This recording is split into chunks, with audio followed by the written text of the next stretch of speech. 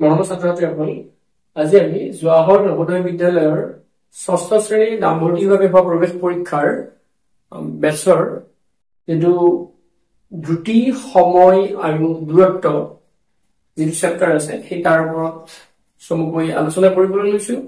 তোমালোকে যদি আমাৰ চেনেল প্ৰিজম ক্লাছেছ পাঠশালা সাবস্ক্ৰাইব কৰা নাই, সাবস্ক্ৰাইব কৰিব পাৰা আৰু ভাল লাগিলে ভিডিঅটো শ্বেয়াৰ কৰিব পাৰা আৰু তোমালোকৰ মতামতবোৰ কমেন্টৰ সহায়ত জনাব পাৰা।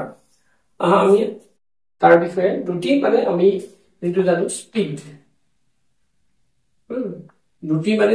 স্পিড, সময়, টাইম আৰু দূৰত্ব এন্ড ডিসটেন্স। এটো কেতিয়া আমি কেনেকুৱা ক্ষেত্ৰত এটো হয়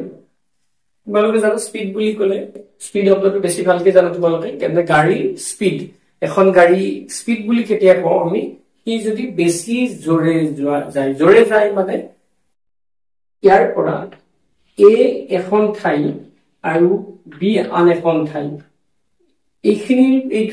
ঠাইখিনিৰ মাজৰ দূৰত্ব আছে 2 কিলোমিটাৰ। এই 2 কিলোমিটাৰ যদি ঠাই মানে যেটো দূৰত্ব এখন আমি সাইকেলেৰে বুলি কওঁ, এখন সাইকেলে যদি 2 কিলোমিটাৰ দূৰত্ব যদি কি হয় 15 মিনিটত গৈ পায়, এখন সাইকেলে কিমান মিনিটত গৈ পায় 15 মিনিটত গৈ পায়। মানে x নামৰ সাইকেল চলাই যোৱা লৰাজনে আৰু y সাইকেল খন চলাই যোৱা লৰাজনে পায় সাপোজ 20 মিনিট লাগে সেইজনৰ। গতিকে আমি এতিয়া কম কাৰ স্পিডটো বেছি, কাৰ দ্ৰুতিটো বেছি। নিশ্চয় স্পিড কাৰ বেছি হ'ব,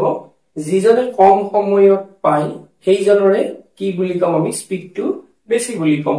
গতিকে স্পিডটো বুলি ক'লে, দ্ৰুতি বুলি ক'লে কিহৰ ওপৰত নিৰ্ভৰ কৰে, তিনিওটা সময় আৰু দূৰত্বৰ ওপৰত নিৰ্ভৰ কৰে। তাৰ মানে দ্ৰুতি হ'ল একক সময়ত অতিক্ৰম কৰা দূৰত্ব। একক সময়ত অতিক্ৰম কৰা দূৰত্ব মানে এই আমি যদি কওঁ সাপোজ এখন গাড়ী মানে এ বিন্দুৰ পৰা বি বিন্দুলৈ গতি কৰে আৰু এইখিনিৰ দূৰত্ব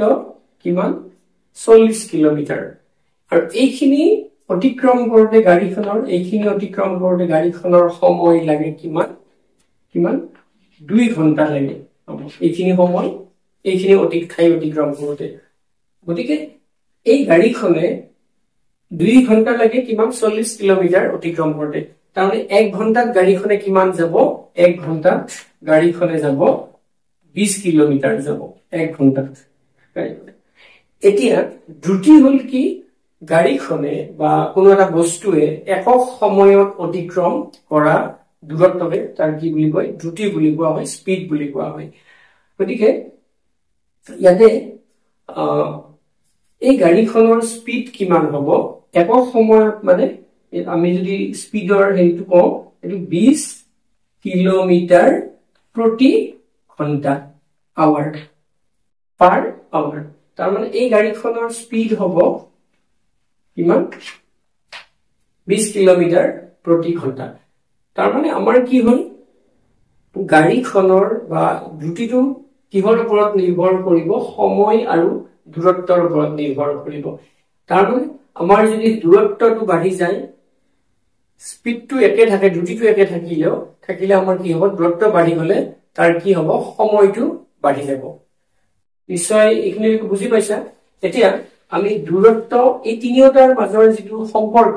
এই সম্পৰ্কৰ কথা চাওঁ আহা। আমি যদি কওঁ দ্ৰুতি বুলি কওঁ মানে স্পিডটো তোমালোকে বুজি পোৱা,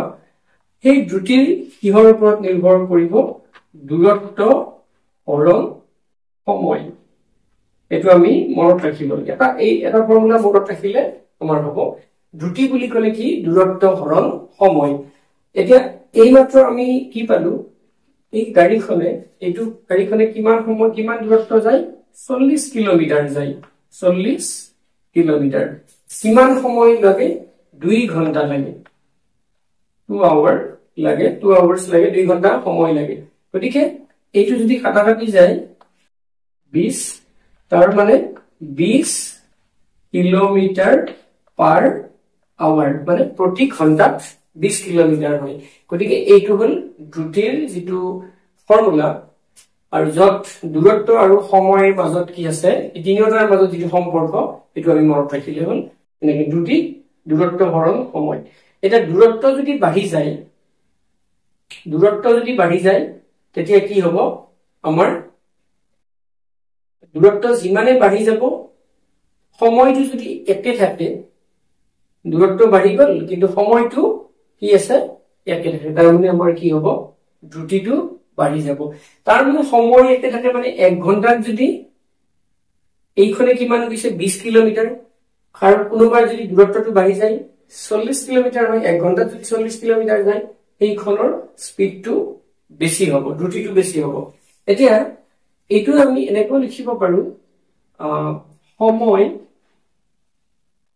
সময়টো যদি লিখো এটো কি হ'ব দূৰত্ব হৰণ এটো তলত আহিলে এটো ইফালে লৈ গলো দ্ৰুতি মাত্ৰ আমি এটা এই ফৰ্মুলা মনত ৰাখিলে হৈ যাব আমি এনেকৈ লিখিব পাৰো সময়টো যদি উলিয়াব লাগে দূৰত্ব দিয়া আছে আৰু দ্ৰুতি দিয়া আছে তেতিয়া আমি সময়টো উলিয়াব পাৰিম আকৌ এটা চোৱা আমাক যদি কি দূৰত্ব লাগে দুখন ঠাইৰ মাজত দূৰত্ব লাগে এইটো ফৰ্মুলাৰ পৰা আমি উলিয়াব পাৰিম এইটো ইফালে লৈ আহিলে এটো হৰণ আছে ইফালে লৈ আহিলে পূৰণ হ'ব গতিকে দ্ৰুতি সময়ৰে কি কৰিম পূৰণ কৰিম সময় মাত্ৰ এইটো ফৰ্মুলা মনত ৰাখি আমি এইবিলাক উলিয়াব পাৰিম তাৰ মানে আমি যদি কোনোবা এখন গাড়ী কি জানো দ্ৰুতি জানো আৰু সময় জানো কিমান সময় লয় তেতিয়া আমি কি উলিয়াব পাৰিম সেই গাড়ীখনে বা সেই বস্তুটোৱে বা সেই যেটো আমি অবজেক্ট বুলি কওঁ বা যি হয় অতিক্ৰম কৰা কি কৰিব পাৰি দূৰত্বটো আমি উলিয়াব পাৰিম বা আমি সময় দূৰত্ব আৰু দ্ৰুতি জানিলে সময় উলিয়াব পাৰিম দূৰত্ব আৰু সময় জানিলে দ্ৰুতি উলিয়াব পাৰিম গতিকে এইটো হল এই হেই তিনিটাৰ মাজত দ্ৰুতি সময় আৰু দূৰত্বৰ মাজৰ এটো সম্পৰ্ক এতিয়া দ্ৰুতিৰ যদি একক চাও আমি যদি কি দ্ৰুতিৰ একক আমি যদি চাও গতিকে দ্ৰুতিৰ একক কি হ'ব এককটো কি হ'ব যদি আমি দুটা আমি এনেকৈ সম কৰো কিলোমিটাৰ এটা একক হ'ব পাৰে প্ৰতি কিলোমিটাৰৰ লগত ঘন্টা হ'ব পাৰে বা যদি মিটাৰ থাকে মিটাৰৰ লগত আমাৰ কি সাধাৰণতে লোৱা হয় সেকেন্ড লোৱা হয় কিলোমিটাৰ হলে কিলোমিটাৰৰ লগত আমি ঘন্টা লওঁ আৰু মিটাৰৰ লগত মিটাৰ প্ৰতি সেকেন্ড আমি লওঁ যদি কৰবাত যদি কিলোমিটাৰ থাকে হেতু যদি আৰু সেকেন্ড থাকে আমি তেতিয়া হেতু মিটাৰলৈকে কনভাৰ্ট কৰি লম পৰিৱৰ্তন কৰি লম বা তেনেকৈ এইটা আমি মিলাই কৰিম যত যেতিয়া লাগে আৰু যে গাড়ী এখন যেতিয়া যায় সাপোজ ইয়াৰ পৰা গাড়ী এখন আছে গুৱাহাটীৰ পৰা ডিব্ৰুগড়লৈ গাড়ী এখন যাত্ৰা কৰিছে গতিকে গাড়ীখনে যাওঁতে তাৰ স্পিডটো দ্ৰুতিটো সকলো সময়ত একে নাথাকে দ্ৰুতিটো কি হৈ থাকে পৰিৱৰ্তন হৈ থাকে পৰিৱৰ্তন মানে কৰবাত আগত বাধা পাইছে ব্ৰেক মাৰিছে ৰখি গৈছে তাৰ স্পিডটো কমি গৈছে 50ত আছিল 40ত হল 40ৰ পৰা 60 হল এনেকৈ বদলি থাকে গতিকে হেতু কি হয় গড় দ্ৰুতিটোহে লোৱা হয় আৰু এই গড় দ্ৰুতিটো লবৰ কাৰণে আমি আমাৰ যেটো দ্ৰুতি সব সময়ত সুষম যেটো দ্ৰুতি থাকে সুষম দ্ৰুতি নাথাকে সাধাৰণতে আমাৰ গতিকে কি হয় পৰিৱৰ্তন হৈ থাকে গতিকে গড় দ্ৰুতিটো যদি লব লাগে গতিকে গড় দ্ৰুতিটো কি হ'ব অতিক্ৰম কৰা মুঠ দূৰত্ব হ'ব গড় দ্ৰুতি উলিয়াব লাগিলে অতিক্ৰম কৰা মুঠ দূৰত্ব হৰণ সময় কিমান লাগে সেইটোৱে আমাৰ গড় দ্ৰুতি আমি দ্ৰুতি বুলি উলিয়াও যদিও সাধাৰণতে বেছিভাগই আমাৰ কি হয় গড় দ্ৰুতি কাৰণ সুষম বেগৰ সুষম দ্ৰুতি সুষম মানে একে দ্ৰুতি প্ৰতিটো অৱস্থানত একে দ্ৰুতি হৈ থকাকে কোনো গাড়ী বা কোনো বস্তু কি নকৰে চলাচল নকৰে গতিকে আমাৰ কি হয় বেছিভাগ ক্ষেত্ৰতে আমি কি কৰো গড় দ্ৰুতিহে নিশ্চয় তোমালোকে বুজি পাইছা আমাৰ সময় দ্ৰুতি সময় আৰু দূৰত্ব আৰু ইহঁতৰ মাজত যেটো সম্পৰ্ক আজিলৈ আমি ইমানতে সামৰিছো